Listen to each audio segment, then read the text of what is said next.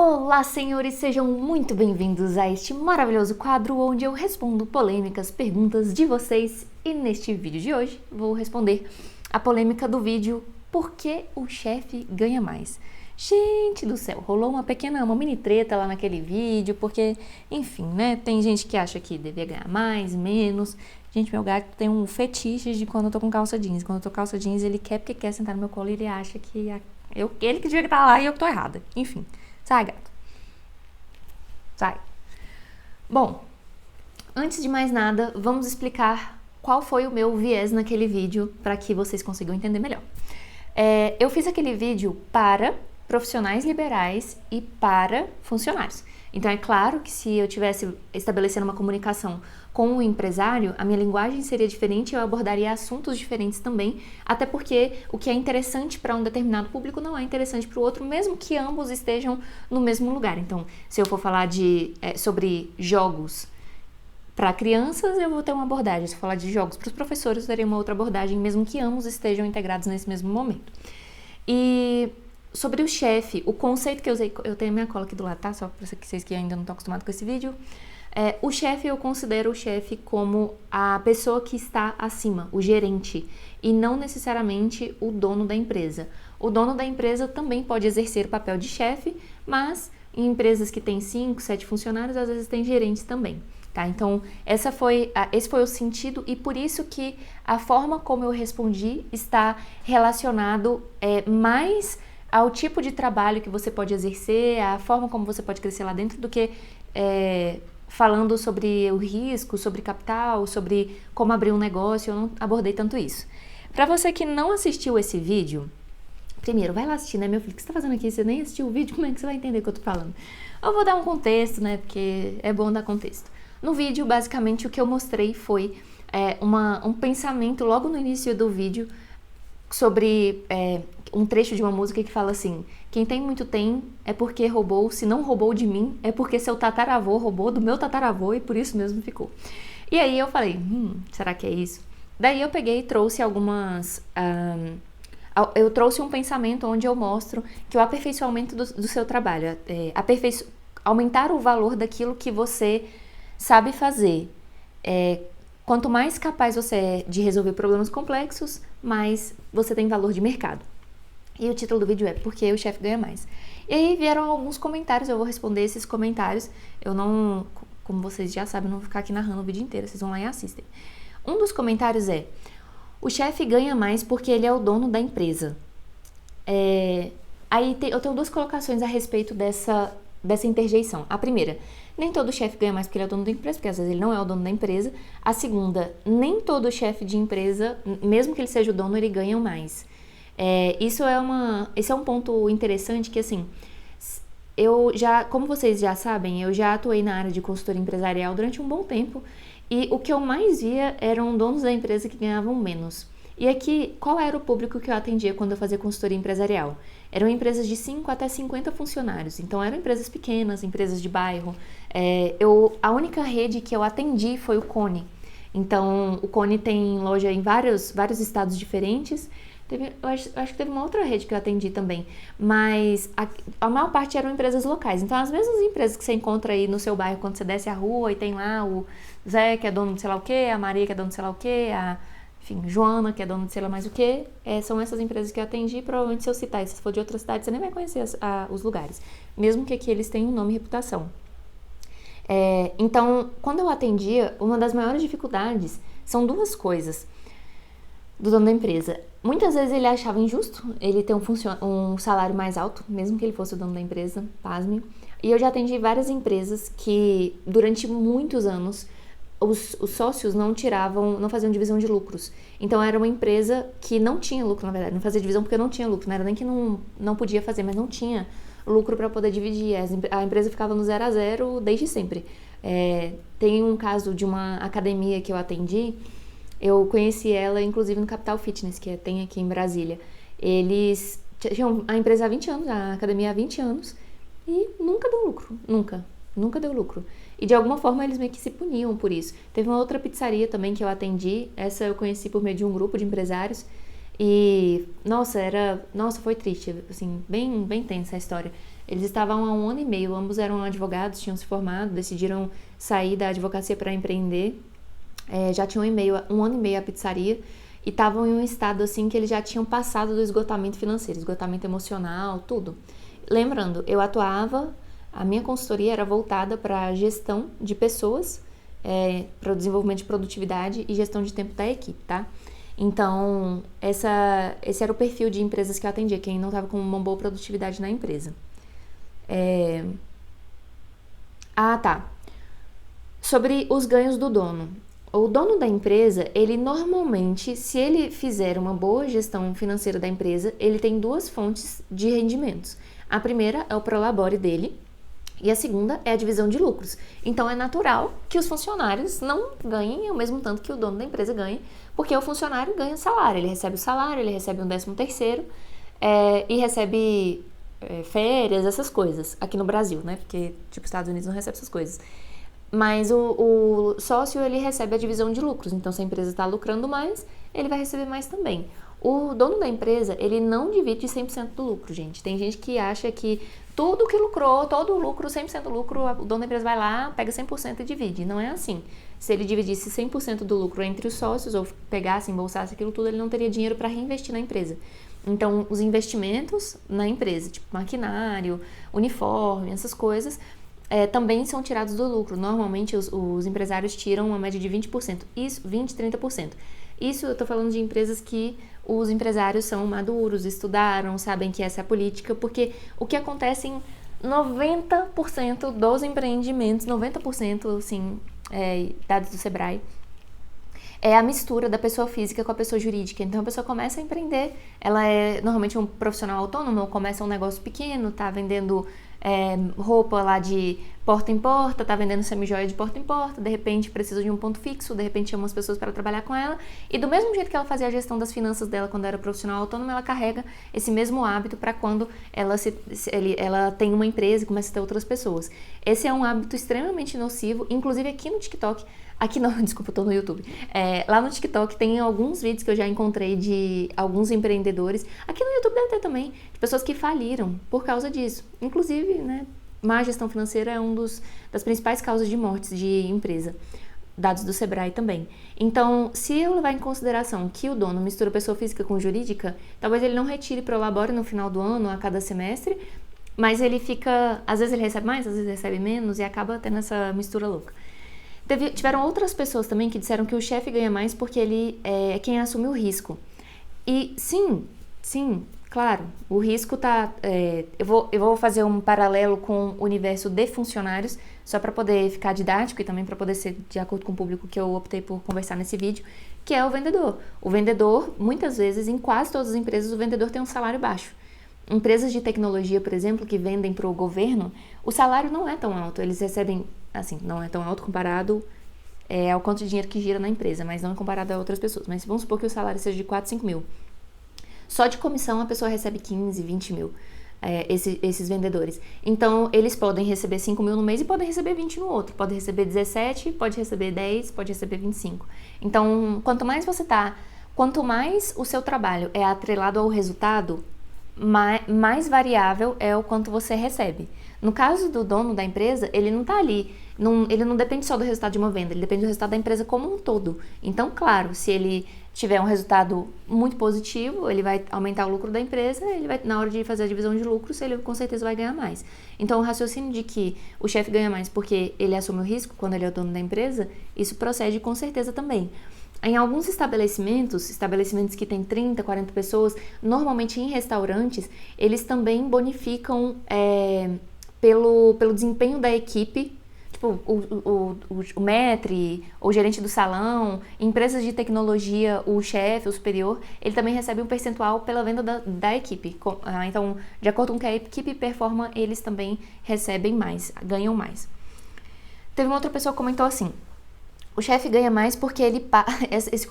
Esse comentário, até agora eu não entendi esse comentário. O chefe ganha mais porque ele paga o funcionário. Moça, eu não entendi o que isso quer dizer. O chefe ganha mais porque ele paga o funcionário. Se ele não receber mais do que o funcionário, ele não vai ter funcionário. Claro que não. Claro que não, isso não faz sentido. O chefe pode receber R$0, a empresa pode ganhar dinheiro e pagar os funcionários mesmo assim. Inclusive, isso pode acontecer. Alguns empreendedores, aqui em Brasília, como tem muito servidor público, é comum, não é incomum mesmo, não é raro, você vê servidores públicos que começam o empreendimento e aí eles abrem mão do salário deles para poder já ter alguns funcionários, porque eles não podem ficar na empresa o dia inteiro. Então, sei lá, vou abrir uma franquia de empadas. Case real, tá? De pessoas que eu atendi. Abri uma franquia de empadas, eu não tenho como ficar lá o dia inteiro, eu já contrato de cara um gerente e alguns funcionários, fico na parte da noite, é uma franquia dentro de um shopping, fico na parte da noite quando eu saio do meu trabalho e não abro mão do meu salário nos primeiros meses para poder já conseguir girar o dinheiro ali dentro da empresa. Então, essa frase não faz o menor sentido. Ela não faz sentido, porque quem paga é a empresa. Aí, se a empresa não faturar, realmente, aí não tem como pagar os funcionários, mas o chefe não. Aí teve uma pessoa que comentou assim, tem algumas empresas que dão a porcentagem de lucro para forçar a equipe através da ganância. Para forçar. Eu adoro modalizações, né? Se você não sabe o que é modalização, depois você procura na gramática o que significa modalização. Eu vou te dar uma conceituação superficial, mas basicamente a modalização ocorre quando você imprime juízo de valor na sua fala. Então, você tem que ter muito cuidado com isso, sabia? Se você, tanto quando você vai vender, quando você for comprar alguma coisa, grande parte da venda está na modalização do seu discurso.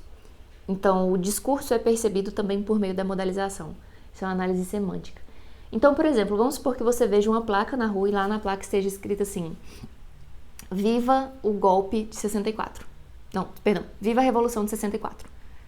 Daí vem uma pessoa, você vê essa placa lá, quando você volta, tá arriscado Revolução e tá escrito Golpe de 64. Se você não sabe do contexto histórico do Brasil nos anos pretéritos, você não vai conseguir entender do que se refere. Se você não entende minimamente sobre política, você não consegue entender qual é o discurso das duas pessoas. A primeira pessoa que fala vive a Revolução de 64, ela está sendo pró-ditadura. Ela quer que a ditadura aconteça, ela gosta da ditadura e acredita que essa é uma forma de resolver problemas. A segunda pessoa já acredita, ela ironiza a frase e chama de golpe, dizendo que isso é um problema e que ela não apoia a ditadura, isso não deveria acontecer novamente. Só que você só é capaz de perceber isso, a única mudança que teve foi na palavra revolução para golpe.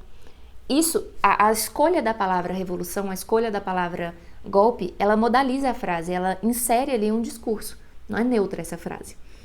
Quando essa pessoa fala isso daqui, a porcentagem que alguns donos de empresa dividem a porcentagem do lucro para forçar a equipe através da ganância.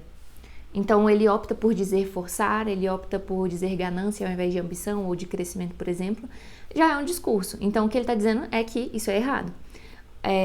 Senão, ele teria escolhido outras palavras para dizer isso. E aí, a minha dúvida é, o empresário está sempre errado, né? Qualquer coisa que o empresário faz está errado. Se ele abre a empresa, ele está errado, porque ele abriu a empresa não devia existir. Se ele não divide o lucro, ele está errado, porque ele tinha que dividir o lucro.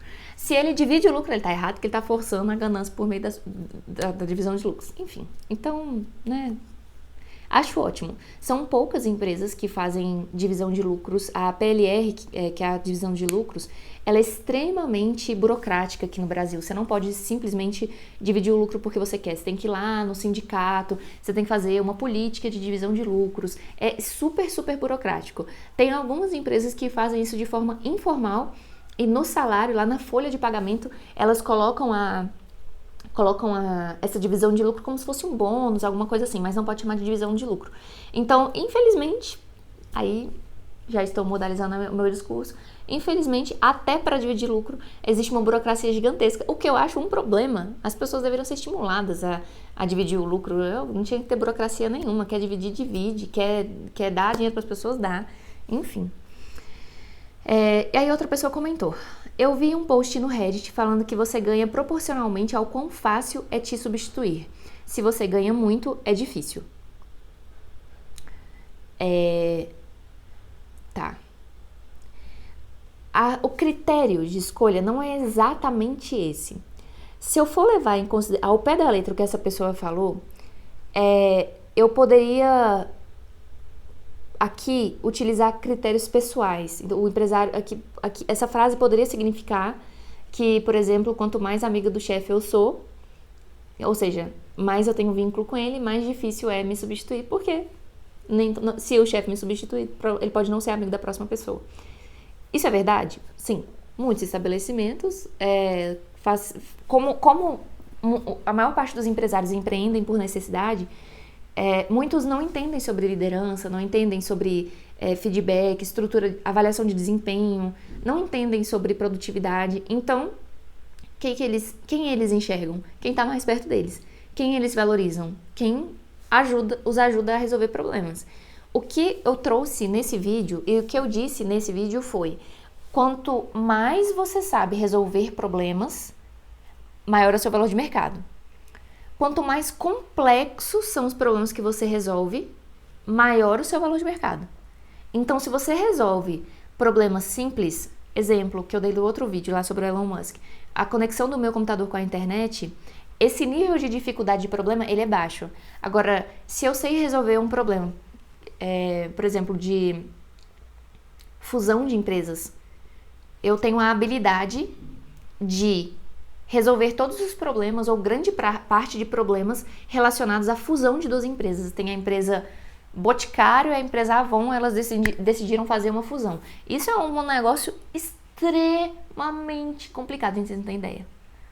Vocês não têm noção. Nossa senhora, fazer fusão é uma das coisas mais infernais que existe no ambiente empreendedor, eu acho que só empresarial. Só não perde para sucessão, porque sucessão é quase certo um decreto de falência da empresa. Só, acho que são 4% das empresas que sobrevivem ao processo de sucessão. É irrisório, é louco, né? Então, tá certa essa afirmação, mesmo levando em consideração a pessoalidade? Tá. Deveria ser assim? Não deveria. Em empresas maiores é assim? Empresas maiores, multinacionais, empresas que têm várias franquias, já não é tanto assim. Porque existem critérios muito claros, principalmente em franquias e multinacionais, existem critérios muito objetivos para poder fazer essa avaliação. Mas, de novo, isso existe, é isso mesmo. Tá. Então é assim, seja muito bom e seja amigo do chefe. É porque, gente, chega um momento que é assim, se você tem uma ambição grande, você quer crescer muito profissionalmente, e você está dentro de uma multinacional, dentro de uma empresa grande, ou então se você é um profissional autônomo e está prestando serviço para empresas, simplesmente ser amigo das pessoas não serve mais. Porque, beleza, você é amigo de um monte de gente, só que você não tem habilidade nenhuma, que é útil, de verdade. Então, você é legal, só que não faz nada, não presta pra nada, não é útil. A sua habilidade não tem valor. Ela não é capaz, aquela habilidade, aquele seu conhecimento não é capaz de resolver um problema. Então, que ótimo que você é, mas eu vou contratar um outro cara que é chato, insuportável, mas ele resolve o problema. Inclusive, essa era uma das tretas que eu tinha também. Treta não, essa é uma palavra muito forte, mas era uma das coisas que eu passava muito por dificuldade quando tinha alguém da equipe que era muito tóxico, só que entregava muito resultado. Daí o dono da empresa tinha dificuldade de tirar aquela pessoa, porque ele falava assim, o cara é um insuportável, mas entrega tudo que eu passo para essa pessoa, ele entrega. Daí o meu conflito estava justamente na questão da manutenção da cultura organizacional, né? Mas esse é um outro assunto. Talvez para um outro vídeo. Então, a minha resposta para essa interjeição eu volto ao tema do vídeo. Quanto mais complexo é o problema que você sabe resolver, quanto melhor você é em resolver esses problemas, maior é o seu valor de mercado. E aí sim, se torna mais difícil te substituir. Aí a consequência disso é ficar difícil você se substituir. E a consequência disso é você ter um valor mais caro, um valor de hora mais caro. Nesse caso aqui de relação onde você troca hora por dinheiro. Teve uma pessoa que comentou assim, se o cara veste a camisa da empresa, ele também corre o risco. Ou seja, ele também deveria receber mais, tanto quanto o chefe ou tanto quanto o empresário. Eu extraí essa frase, ela tá um pouquinho deslocada, que ela tá um pouco fora de contexto, porque dentro lá dos comentários foi uma resposta a um comentário onde dizia, o cara falava que o chefe ganha mais porque ele assume o risco, quando ele é o dono da empresa. Essa pessoa respondeu isso. É assim, sim, quando a pessoa veste a camisa da empresa, ela também corre risco. Mas, gente, assim, o funcionário, ele corre tanto risco quanto a vida pede para que você corra risco. Nada é garantido, não é porque você está empregado que você está garantido. Agora, o fato é, quanto mais você sobe, maior é o seu valor de mercado. E dependendo da empresa que você trabalha, só o fato de você ter trabalhado ali naquela posição já aumenta o seu valor de mercado. Então, mesmo que você vista a camisa da empresa, mesmo que você esteja ali correndo o risco, porque você vestiu a camisa da empresa, não está fazendo nenhum bico, nenhum rendesse, nem nada, você está ali dentro, comprometido, você respira a empresa todos os dias. Ainda assim, imagina, por exemplo, uma joalheria que está abrindo agora, tá iniciando os negócios, ou que já está no mercado, mas ela não tem um nome tão forte no mercado, tem um nome mais local. E aí ela faz um processo seletivo para poder recrutar um chefe, um gerente lá de loja. Dentre os candidatos, tem uma pessoa que passou 5 anos sendo gerente de operações da Vivara. E aí tem uma outra pessoa lá que tem vários históricos, várias formações, mas não foi gerente da Vivara. Da Vivara, como é que é o nome daquela outra lá? Tiffany. Claro que quando você veste a camisa, você se doa, você entrega excelentes resultados, isso é o seu portfólio. Você tem que saber comunicar isso. Na hora que você está em uma entrevista, você tem que saber vender isso e mostrar que você gerou resultado. Caso seja a sua intenção conseguir um emprego. Se não for a sua intenção conseguir um emprego, você pode pegar esse conhecimento que você adquiriu durante a empresa. Você produtifica esse conhecimento, como eu já ensinei vocês a fazerem aqui em outros vídeos.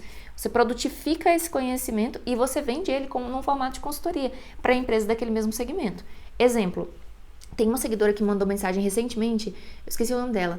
Ela passou 6 anos trabalhando em clínicas odontológicas. E ela era essa pessoa, que veste a camisa da empresa, faz de tudo, se doa, nananana.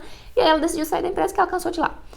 E ela mandou mensagem, o que eu posso fazer? Eu falei, mulher, você tá com a faca e o queijo na mão. Porque ela passou 6 anos, ela era quase mais dona do que a empresa, que os próprios donos. Então, ela resolvia os problemas com o pessoal do plano de saúde, gestão das finanças do plano de saúde, porque o plano de saúde, você passa, o paciente é atendido hoje, mas você só recebe daqui 2 meses, 3 meses, e aí tem toda uma gestão confusa em clínicas odontológicas por causa disso.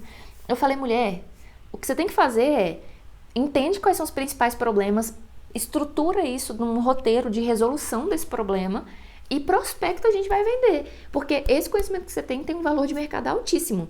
Justamente porque ela vestiu a camisa da empresa e ela é capaz de comprovar os resultados que ela teve durante esses 6 anos que ela passou lá. E aí agora, ao invés de ela receber um valor X por hora, tipo, meu salário é 4 mil por mês, 3 mil por mês, não, ela vai dar consultoria porque ela se tornou muito boa a resolver esses problemas de forma extremamente precisa, então ela precisa de pouco tempo para poder resolver um problema muito grande.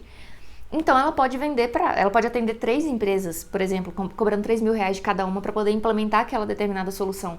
E aí ela já vai ganhar muito mais. Eu não sei, mas eu tô dando esse exemplo para ficar claro, para poder vocês entenderem o que significa esse conceito de produtificar o conhecimento, que é um conceito que eu abordo aqui demais. Então, você pode tanto usar esse seu poder de persuasão e o histórico que você conseguiu dentro da empresa para poder conseguir empregos melhores, quanto você pode produtificar isso e transformar isso em um produto, esse conhecimento em um produto, em uma forma de resolver problemas. Quem sabe resolver problema nunca... Quem sabe resolver problema e sabe se vender, nunca fica sem dinheiro, nunca deixa de crescer. Isso é a base da base. Aí tem uma pessoa que fala assim, e o coach que finge ter tudo isso, mas não tem e ganha milhões? Olha, eu tenho 2 observações para poder falar sobre isso. A primeira é risos. Ai, gente, o coaching nasceu de uma fonte tão legal, sabe? Com um propósito tão bom, em uma ideia tão certa, digamos assim, só que infelizmente ele foi sendo simplificado ao ponto de ele virar um grande nada e as pessoas pegarem essa ferramenta e falarem, foda-se, eu vou ganhar milhões sem saber fazer nada. Essa é a minha primeira observação. A segunda é, a pessoa que finge que tem, mas não tem, em algum momento o mercado engole ela, sabe por quê? Não tem um limite que você consegue crescer com o conhecimento que você tem ou não tem. Não dá, não tem como. Eu vou até linkar isso aqui com um outro comentário que uma pessoa fez, que foi... Aqui, ó. O Elon Musk, o povo começou a discutir sobre o Elon Musk nesse vídeo. Aí uma pessoa falou assim, o Elon Musk não faz praticamente nada na Tesla. Vou linkar com o comentário do coach e depois eu respondo especificamente o comentário do Elon Musk.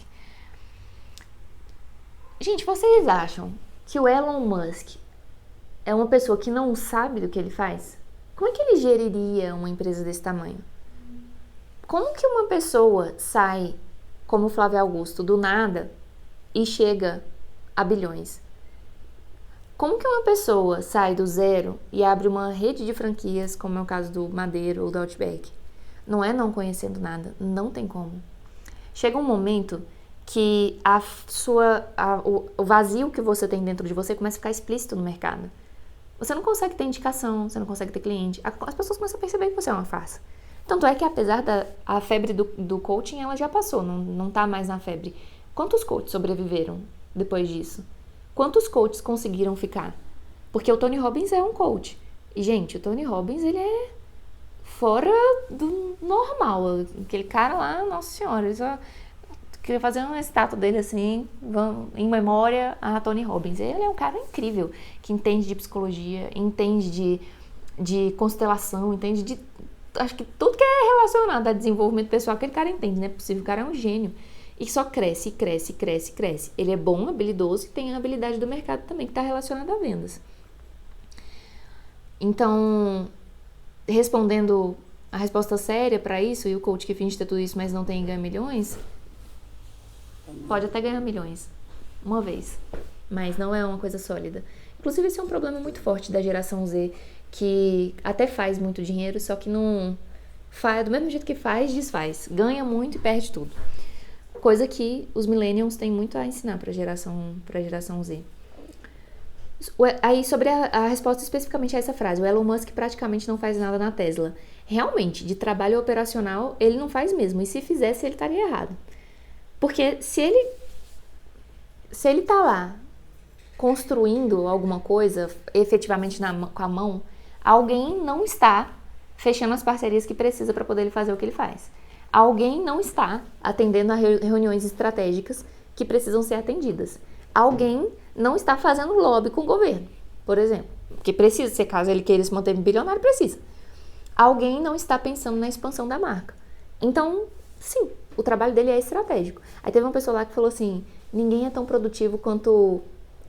o Elon Musk não é mais produtivo que ninguém. É assim, gente, eu não conheço a vida do Elon Musk, entendeu? Porque eu não conheço ele. Só que o que eu sei da minha experiência é assim, mesmo que você tenha, assim, às vezes as pessoas acham que a pessoa só tem valor o que ela faz quando ela faz o trabalho operacional. E que o trabalho estratégico, ele não é um trabalho de verdade. O trabalho estratégico é um trabalho que não está trabalhando. Inclusive, essa é uma dificuldade de quando os empresários estão crescendo. Porque eles têm a sensação que eles não estão trabalhando. Eles estão só curtindo. Porque fazer estratégia é literalmente você ficar parado pensando. É você estudar para poder você conseguir ter mais referência, ter repertório para poder desenvolver a empresa. É você passar tempo conversando com outras pessoas e com outros empresários para poder você ver quais tipos de parceria você pode estabelecer ali. Então, se você chama isso de não... Se isso não é trabalho para você, ele não trabalha. Mas tira ele de lá. Acho difícil a empresa ser a mesma. Se não teriam pelo menos uns 20 Elon Musks, né? Já que ele não trabalha, ele não faz nada, ele só delega. Então, talvez você, por exemplo, poderia ser um Elon Musk. Por que não é, né? Aí teve uma outra pessoa que falou assim, o Elon Musk é quem ele é por causa do pai rico. Gente, vocês nunca assistiram... Como é que é o nome? Tem um seriado na Netflix, que é o povo lá de Beverly Hills, que é todo rico, podre de rico. Tem um monte de reality desse, de gente rica, que é filho de pai rico e não tem com que gastar o dinheiro. Se ser filho de pai rico fosse o suficiente para poder ter um grande império, cadê o filho do Bill Gates, que já foi o homem mais rico do mundo? Cadê o filho do... Por que ele não é o Elon Musk? Cadê o filho desses gigantes? Por que eles todos não são o homem mais rico do mundo, já que o Elon Musk só é quem ele é porque ele teve um pai rico e ele não trabalha, né? Muito fácil isso aqui. Tem até uma frase, inclusive, que o pessoal fala no meio empresarial, que é pai rico, filho... O quê? Pai pobre, filho rico... Não. Pai rico, filho pobre... Nossa, deixa eu pesquisar esse negócio aqui, que isso faz sentido. Pai rico, filho... Ah, aqui. Pai rico, filho nobre, neto pobre. Esse é uma frase bem comum no meio empresarial, e ela diz respeito a esse ciclo de o pai ele constrói a riqueza dele, ele aprende a construir a riqueza, construir e crescer essa riqueza. O filho não aprende nada, só desfruta. Aí ele tem, mas é nobre porque ele tem o título, porque ele é filho do pai dele. E o neto pobre porque, como o filho não aprendeu a fazer nada, o neto não sabe fazer menos ainda e ele volta para o ciclo de pobreza. Inclusive tem uma história bem interessante a respeito do... Como é que é o nome lá do cara do Ei Nerd? Ei Nerd. Empreendedor. Como é que... Ah, Peter. Peter? Peter Jordan. Ele é filho de um pai rico. Ele quebrou, foi à falência, morou na rua, não tinha comida para poder pôr na mesa. Ele foi um desses filhos, desses filhos nobres, e ele sozinho já foi o neto pobre também. E depois ele reconstruiu tudo que ele tinha. Teve um outro que falou assim: não, moça, eu coloquei dinheiro no meu negócio, meu funcionário não dividiu essas despesas comigo. Se der errado, eu pago o salário dele. Isso é uma grande verdade. Aqui, eu não tenho muito o que dizer sobre essa frase, porque, na verdade, esse vídeo ele foi feito para o funcionário. Então, eu não falei sobre a questão do risco, porque não era o foco do meu vídeo. Não era isso que eu queria passar, não era a mensagem que eu queria passar, mas ele tá certo, eu assumi o risco, enfim, já falei sobre isso. Teve uma outra pessoa que falou assim: só faltou ela citar a meritocracia. Eu ainda vou fazer um vídeo só sobre meritocracia para poder explicitar a minha opinião, mas eu não vou fazer isso nesse vídeo, eu vim aqui só para deixar um spoiler mesmo para vocês. Teve uma pessoa que falou assim: se o operário ganhar mais que o chefe, a empresa muda o dono. Eu achei interessante, risos internos, mas isso pode acontecer, como eu disse, principalmente em departamento comercial. Tem até uma pessoa que eu conheci da Prudential, que não vou citar o nome obviamente, mas que ela já chegou a ganhar mais do que o próprio board da Prudential, inclusive foi perseguida por causa disso, um monte de rolo, problema, porque ela tinha uma equipe de vendas. A Prudential funciona nesse formato que o gerente ganha em cima do que a equipe produz. A equipe dela produzia muito, ela fez várias e várias equipes, e ela estava ganhando, só de comissão ela ganhava mais de 200 mil reais. Apareceu na Times Square, enfim. E ela ganhava mais que o dono. Então, isso pode acontecer, sim, tá? Não é uma coisa impossível de acontecer. Isso é difícil de acontecer em empresas como a Amazon, por exemplo, que não tem vendedor. Empresas como...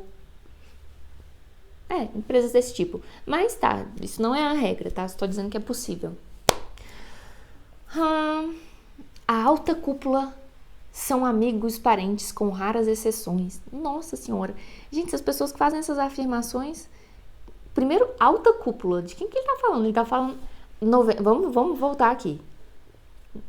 95% das empresas são empresas pequenas.